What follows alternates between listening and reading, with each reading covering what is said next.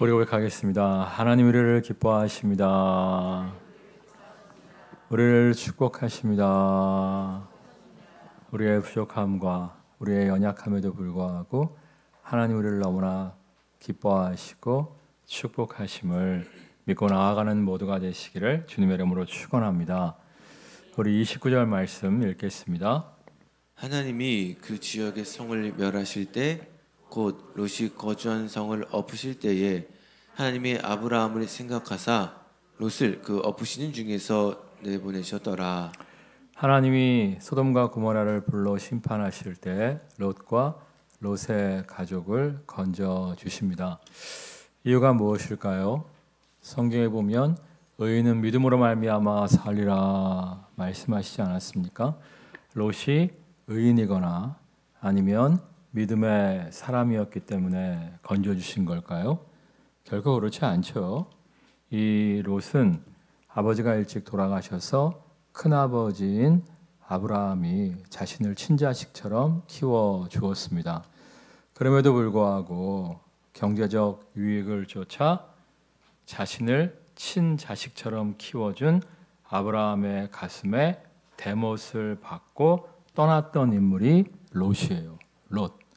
또 소돔과 고모라가 환락의 도시였음에도 불구하고 자신의 육체의 욕심을 쫓아서 자신의 안락을 쫓아서 소돔에 거주했던 인물이 롯이었습니다.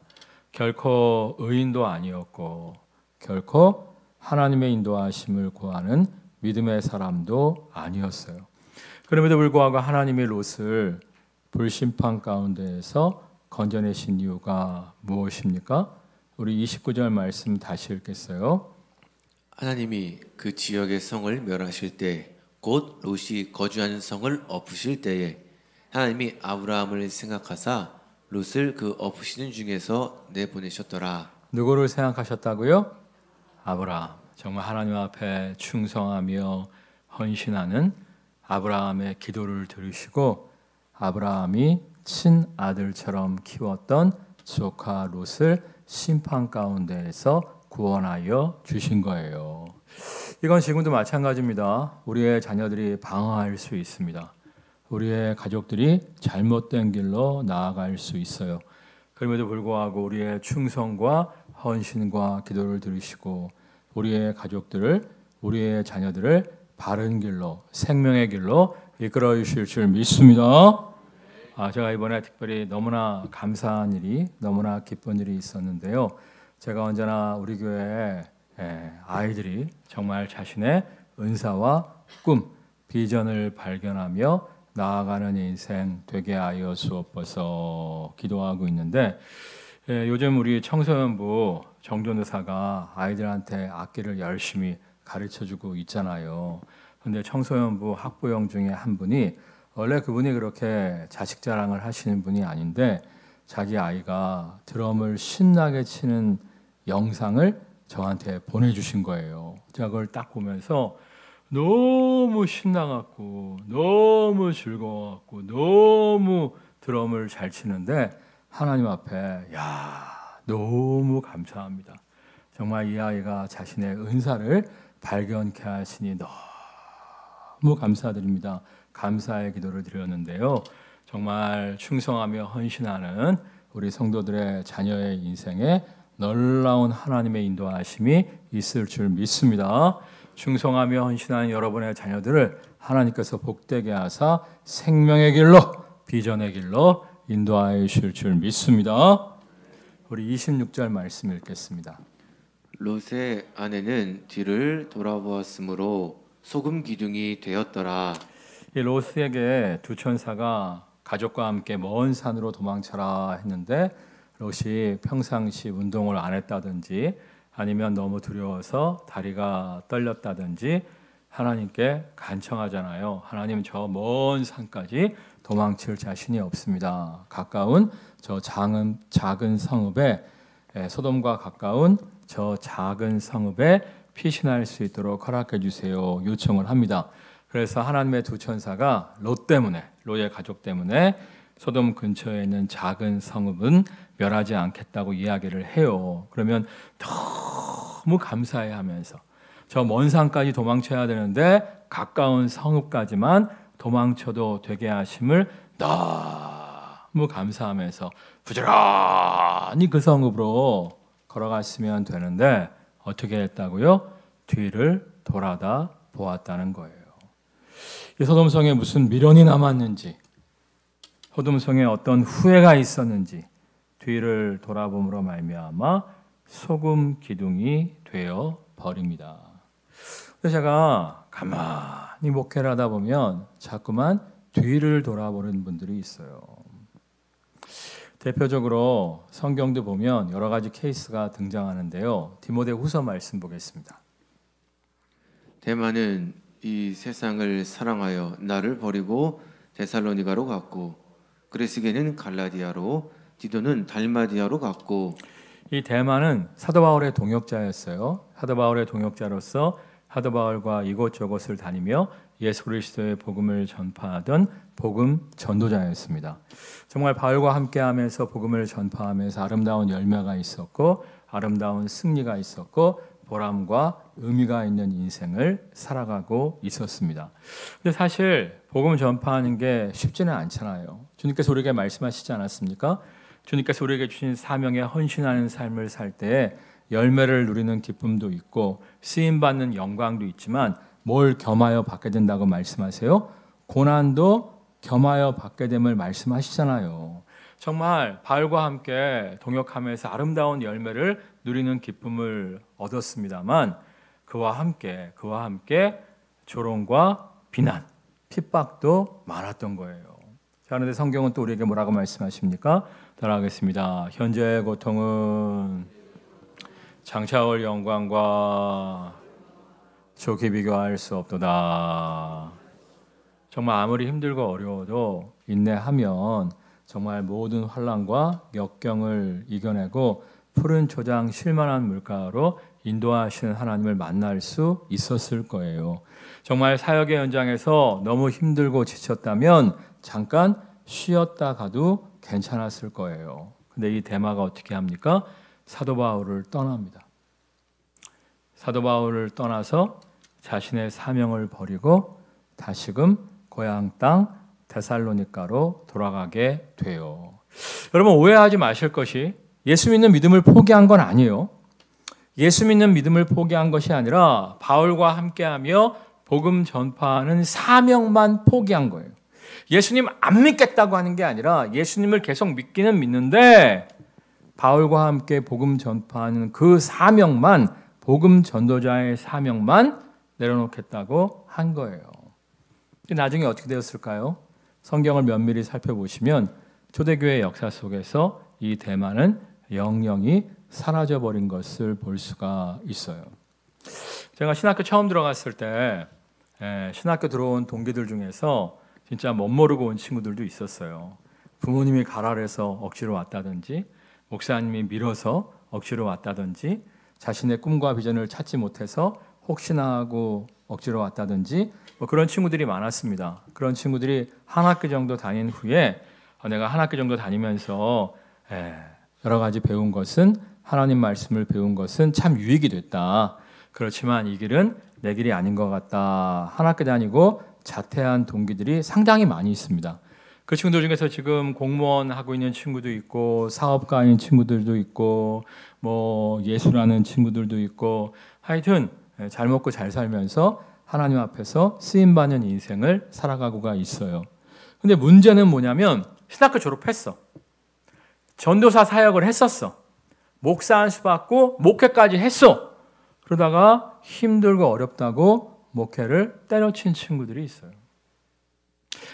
전도사 하다가 목사 안수까지 받고 교회를 다니면서 목회하다가 그만두고 다른 직업으로 떠나간 친구들이 있습니다. 근데 그 친구들이요, 그래도 처음에는 신앙생활을 하면서 다른 일을 했었는데 요즘 이렇게 보면 대부분 교회를 안 다녀요.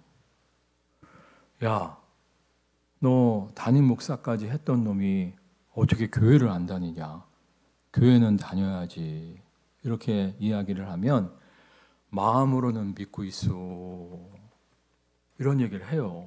근데 옛말에 못 멀어지면 모두 멀어진다? 못 멀어지면 마음도 멀어진다고. 저러다가 진짜 주님을 영영 떠나는 게 아닌가 걱정될 때가 많아요. 여러분, 정말 우리가 사명의 길을 걷다가 지칠 때가 있어요. 피곤할 때가 있어요. 그러면 잠시 쉬었다 가세요. 잠시 쉬었다 가는 것은 괜찮습니다만 사명의 길, 비전의 길을 떠나지는 마세요. 우리가 힘들고 어려워도 사명의 길, 비전의 길을 걸어갈 때 때가 참해 푸른 초장, 쉴만한 물가로 인도하시는 하나님의 은혜 누리게 될 줄 믿습니다. 또 성경을 보면 출애굽한 이스라엘 백성들이 있잖아요. 출애굽한 이스라엘 백성들이 광야길을 갈 때 심심하면 뭐라고 이야기합니까? 애굽으로 돌아가자! 애굽으로 돌아가자! 이야기하지 않습니까? 여러분, 출애굽한 이스라엘 백성이 애굽에서 잘 먹고 잘 살았었죠? 그거 아니잖아요. 애굽에서 이스라엘 백성들이 어떠한 신분이었습니까? 노예였잖아요, 노예. 또 사내아이가 태어나면, 여자아이가 태어나면 키울 수 있었지만 사내아이가 태어나면 나일강에 악어밥으로 던져줘야만 했습니다. 애굽에서 계속 살다 보면 결국에 이스라엘 백성들은 멸족될 수밖에 없었어요. 하나님이 불쌍히 여기사 모세를 통하여 출애굽시켜 주신 거잖아요. 광야에서 살라고 그들을 출애굽시켜 주신 것이 아니라 광야를 지나 어디로 인도하시려고 출애굽시켜 주신 거예요? 약속의 땅 가나안으로 인도하시기 위해서 출애굽시켜 주신 거예요. 그러면 광야길에 좀 어려움이 있어도, 광야길에 좀 시련이 있어도 어디를 바라봐야 돼요? 약속의 땅을 바라보며 나아가야 되는데 그분들은 심심하면 뭐라고 얘기해요? 애굽으로 돌아가자! 애굽으로 돌아가자! 그러다가 결국 어떻게 됩니까? 여호수아와 갈렙 외에는 출애굽 1세대는 한 사람도 약속의 땅에 들어가지 못하고 광야를 헤매다가 늙고 병들어 죽게 됩니다. 제가 너무 이해가 안 가는 것이 광야 생활 중에서도 하나님이 은혜를 주셨어요, 안 주셨어요? 구름 기둥과 불 기둥으로 지키시고 보호하시고 인도하여 주셨죠. 아침에는 뭐 만나, 밤에는 뭐 메추라기로 배불리 먹이셨잖아요. 사실 이제 만나만 주셔도 되는 거예요. 근데 야식으로 메추라기까지 챙겨주시지 않았습니까? 또 목마를 때면 천연 안반수를 터뜨려 주셨잖아요.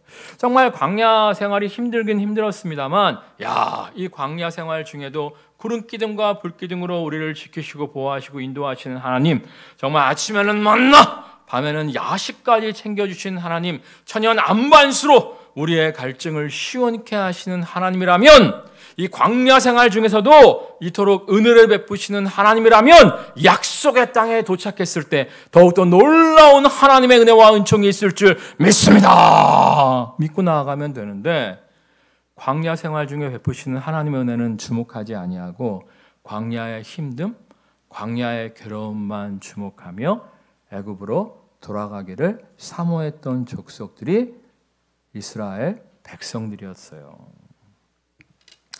가끔씩 성도들 중에서 이런 얘기 하시는 분들이 있어요. 목사님, 천국 가면 뭐 재밌겠습니까? 맨날 모여서 예배나 드리지 뭐 재밌겠습니까? 이렇게 말씀하시는 분들이 있는데, 우리가 이제 코로나 3년 동안 우리 부교육자들 회식 제대로 못했어요.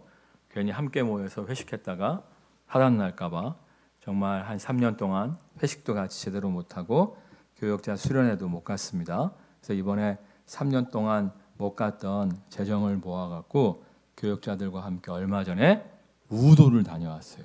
우도. 우리 정조원사는 이번이 우도가 4번째라고 하더라고요. 저는 처음으로 우도를 갔었는데, 우도에 갔더니 기막힌 절벽이 있는 거예요. 절벽이 너무 멋있는 거야. 내가 그걸 보고 우리나라에도 이렇게 멋있는 절벽이 있었구나 이 생각이 들면서, 우리나라에도 내가 안 가봐서 그렇지 이렇게 멋있는 절벽이 있었는데 하나님 나라 천국 가면 얼마나 더 좋은 게 많을까. 아멘할 타이밍이었어요. 다시 한번 하겠습니다. 야, 우리나라에도 이렇게 좋고 멋진 곳이 많은데 하나님 나라 천국 가면 얼마나 좋고 재미나고 멋진 것이 많을까?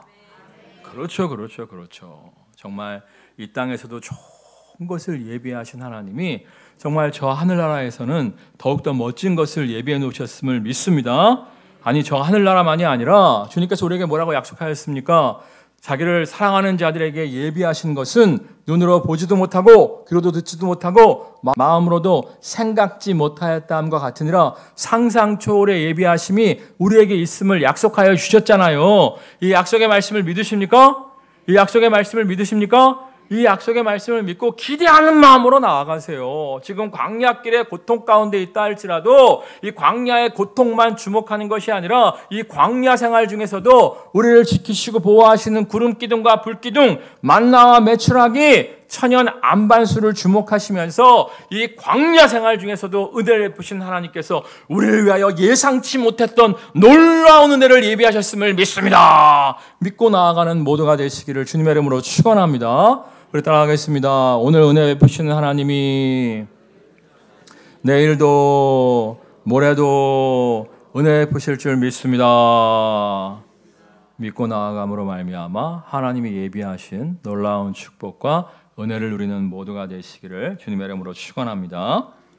요즘 또 이렇게 심리학 책을 좀 읽다 보니까 요즘 코로나 때문에 우울증과 강박증 환자들이 점점 우리나라에서 많이 늘어나고 있다고 하더라고요. 그 책에서 이제 우울증이 우리에게 다가오는 여러 가지 이유가 있는데 많은 경우에 한 7, 80 경우에 이 우울증의 원인이 과거에 대한 후회 때문에 오는 경우가 많다 이렇게 이야기를 하더라고요. 그러니까 과거의 실수, 과거의 잘못을 자꾸 생각하는 거예요. 야, 내가 그때 왜 그런 선택을 했었지? 야, 내가 그때 왜 이렇게 멍청한 짓을 했지?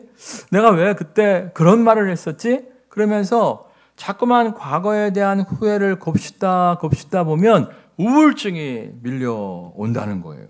사실 저도요, 약간 우울증이 있었습니다. 우울증이 있었어요.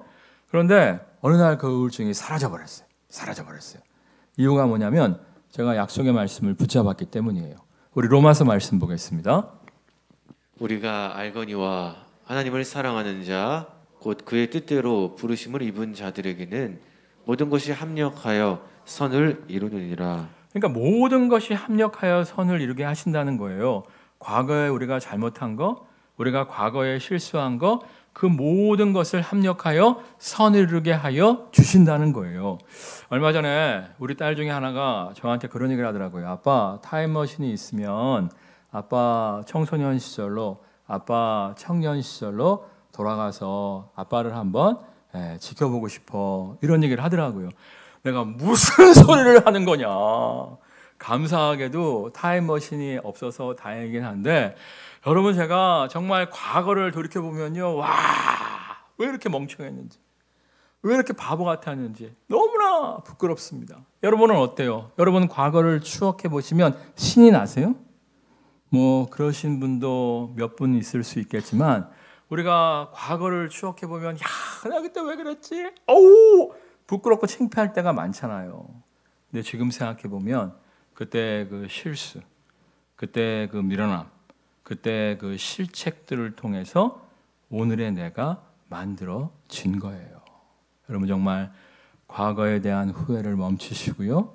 합력하여 선을 이루시는 하나님을 믿고 나아가는 모두가 되시기를 주님의 이름으로 축원합니다. 자, 요즘에 우울증하고 또 뭐가 많다고요? 모르죠. 와, 할렐루야.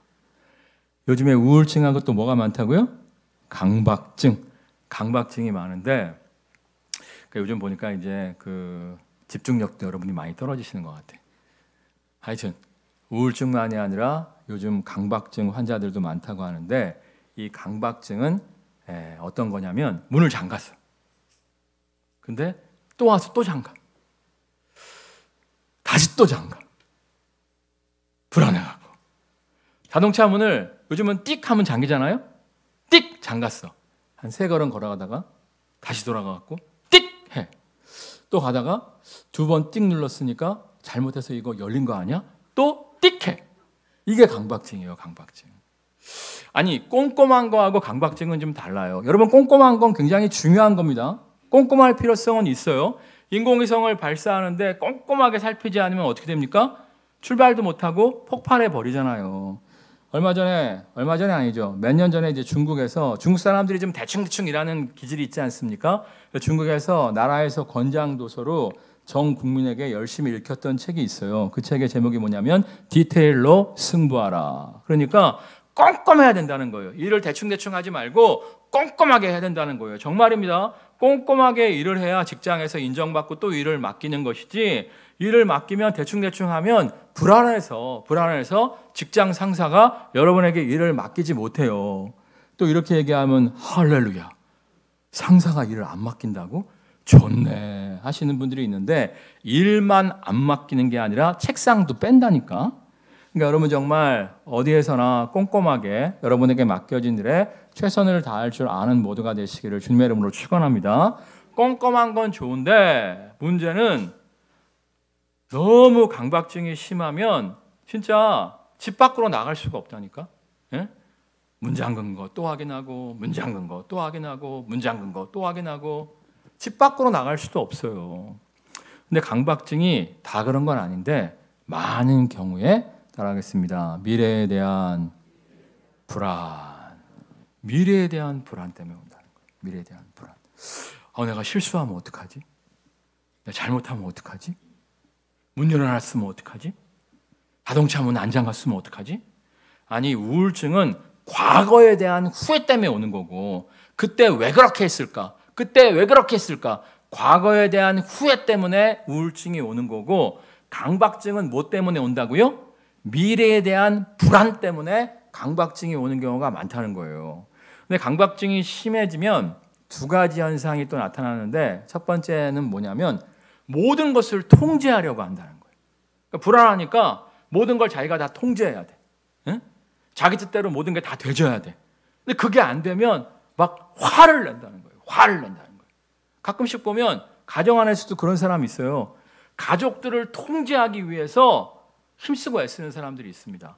정말 아내를 통제하기 위해서, 남편을 통제하기 위해서, 자녀들을 통제하기 위해서 정말 힘쓰고 애쓰는 사람들이 있어요. 그래갖고 애들한테 옷도 지 맘대로 못 입게 하는 부모들이 있습니다. 신발도 지 멋대로 못 신게 하는 부모들이 있어요.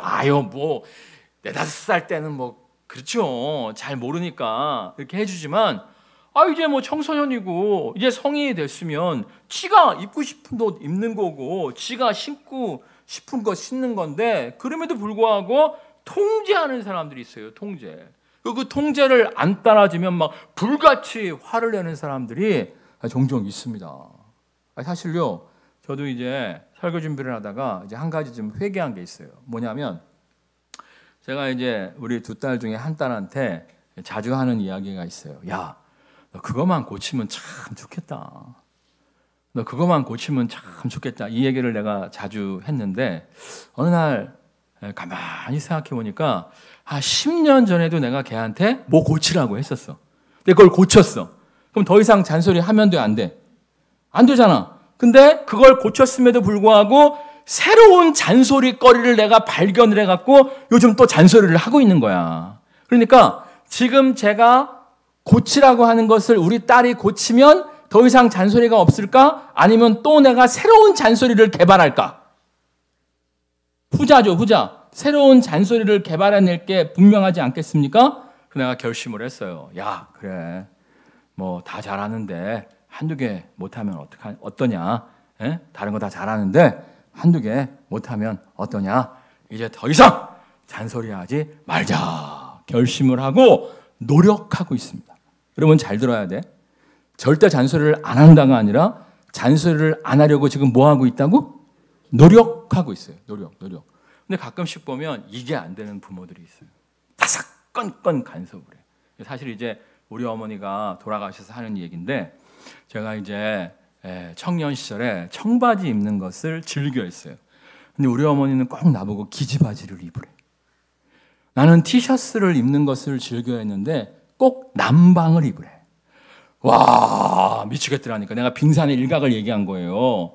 그래서 내가 어떤 짓을 벌였냐면, 기숙사에 들어가서 안 나왔어. 여름방학에도 집에 안 돌아가고 겨울방학에도 집에 안 돌아갔어. 핑계는 뭐냐면 공부한다는 핑계로. 우리 대한민국에서 공부한다는 핑계만큼 좋은 핑계가 없습니다. 근데 사실 이제 여름은 기숙사에서 생활하는 게 나쁘지 않아요. 근데 문제는 겨울이야. 왜? 겨울에는 난방을 안 해줘. 내가 그 추위에 떨면서도 집에 들어가지 않았어. 뭐가 싫어서? 잔소리가 싫어서. 잔소리를 듣느니 추위에 떨고 말겠다. 그래갖고 끝까지 기숙사에서 버티다가 대학원 졸업할 때가 돼갖고 결혼을 해버렸어. 독립을 해버렸어. 예. 이렇게 된다니까. 여러분이 너무 자식을 통제하려고 하면 자식이 기회만 엿봐요. 탈출할 기회. 역사적으로 강박증이 심했던 인물 중에 하나가 누구냐면 히틀러입니다. 히틀러가 처음에는 안 그랬어요. 처음에는 안 그랬는데 자꾸 이제 자기를 살해하려고 하는 사람들이 많아지니까 아니 이제 독일 국민들 중에서도 히틀러가 너무 못된 짓 한다고 히틀러를 죽이려고 하는 사람들이 많았어요. 그러다 보니까 히틀러가 강박증, 불안증에 빠지게 된 거예요. 그 다음부터 모든 것을 통제하기 위해서 히틀러가 힘쓰고 있었습니다. 어느 정도냐면 이 현장 지휘관에게 전투를 벌이는 현장 지휘관에게 자율권을 주지 않았습니다. 물론 이제 전쟁을 시작할 때 어느 정도 지침은 줘야겠죠. 어느 나라를 침공해라. 언제 침공해라. 병사는 어느 정도 써라. 재정은 어느 정도 후원해 주겠다. 민간인 사상자는 이 정도만 발생케 해라. 이 정도 지침은 줘야겠지만 이 전투의 현장이 날마다 바뀌잖아요.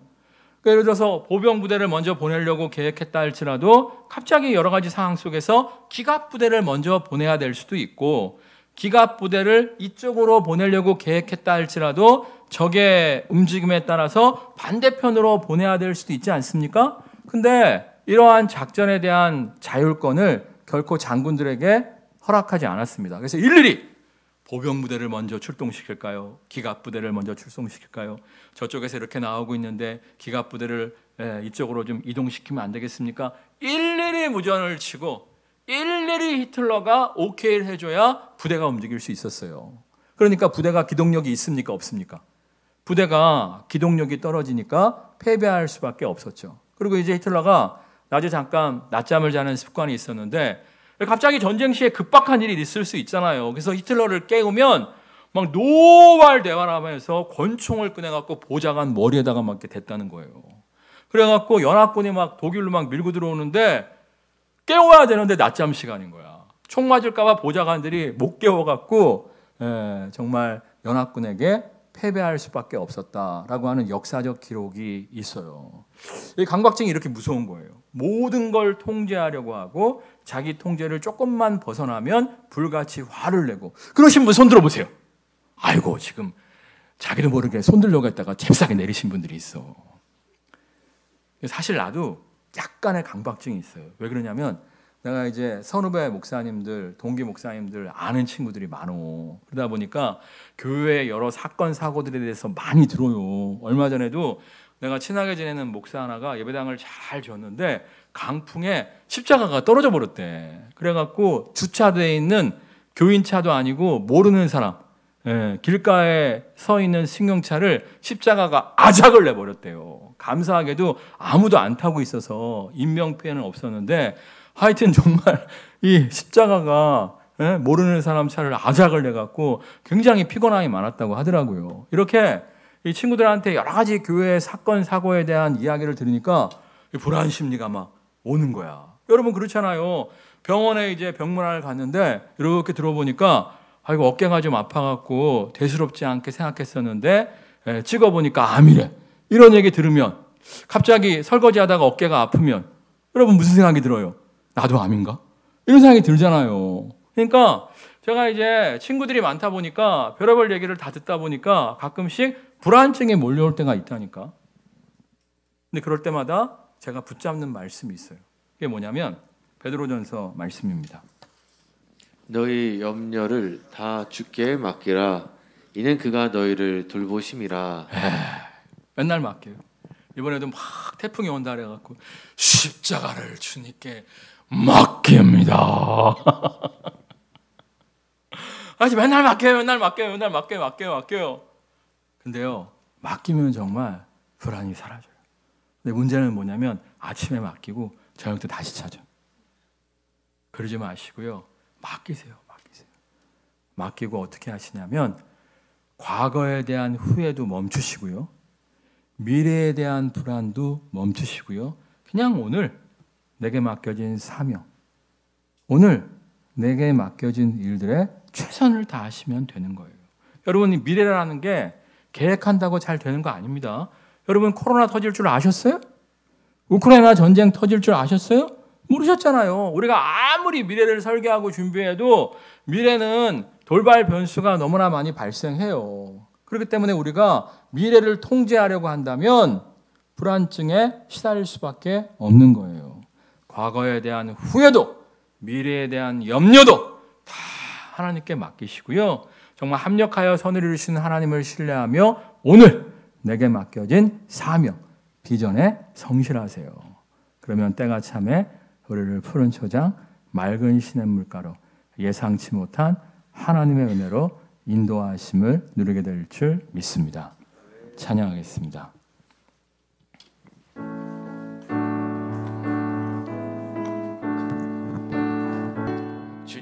주님 뜻대로 살기로 했네. 주님 뜻대로 살기로 했네. 주님 뜻대로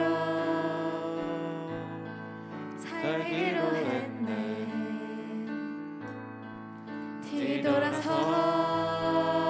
뒤돌아서지 않겠네. 이 세상 사람 이 세상 사람 날 몰라줘도 이 세상 사람 날 몰라줘도 이 세상 사람 날 몰라줘도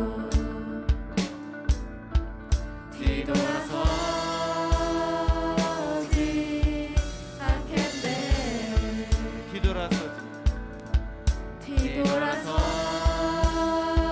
뒤돌아서지 않겠네.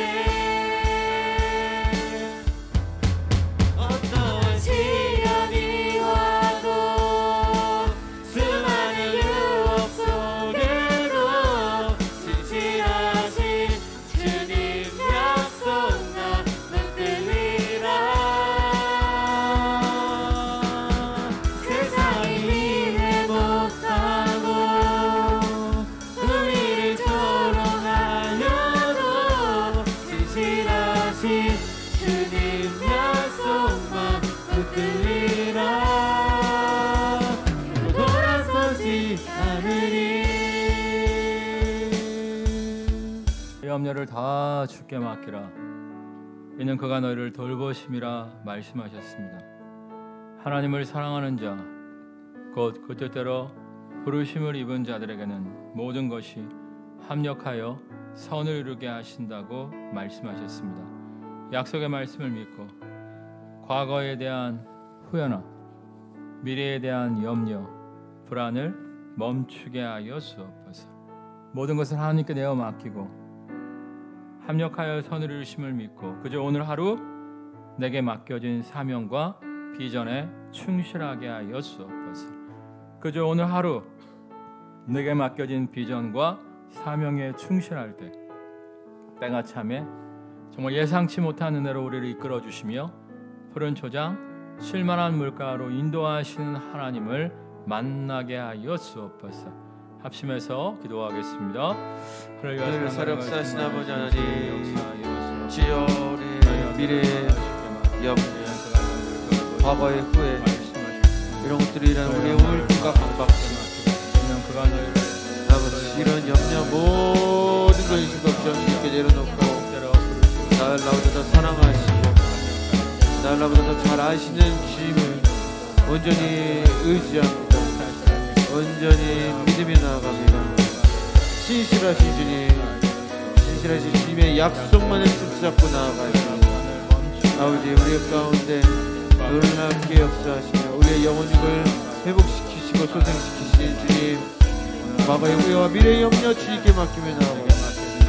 주님께서 인도하시는 평안의 기쁨을 누리는 우리 모두 되게 하실 줄 믿습니다. 너희 염려를 다 주께 맡기라. 이는 주가 너희를 권고하심이라 말씀하셨습니다. 정말 합력하여 선을 이루시는 하나님을 믿습니다. 과거에 대한 후회도, 미래에 대한 염려도, 미래에 대한 불안도 다 내어 맡기고 그저 오늘 내게 주신 사명, 비전에 충실하게 하여 주옵소서. 이를 통하여 나보다 더 나를 사랑하시고 나보다 더 나에게 최선의 것이 무엇인지 아시는 하나님께서 가장 최선의 때, 가장 최선의 길로 우리를 인도하심을 누리게 하여 주옵소서. 예수 그리스도의 이름으로 기도드립니다. 아멘. 우리 고백하겠습니다. 그저 오늘 맡겨진 일에 최선만 다합시다. 네, 과거에 대한 후회도 멈추고 미래에 대한 염려와 불안도 내려놓고 오직 주님 안에서 오늘 내게 맡겨진 사명에 비전에 최선을 다할 때 정말 예상치 못한 은혜의 길로 우리를 이끌어 주실 줄 믿습니다. 아멘.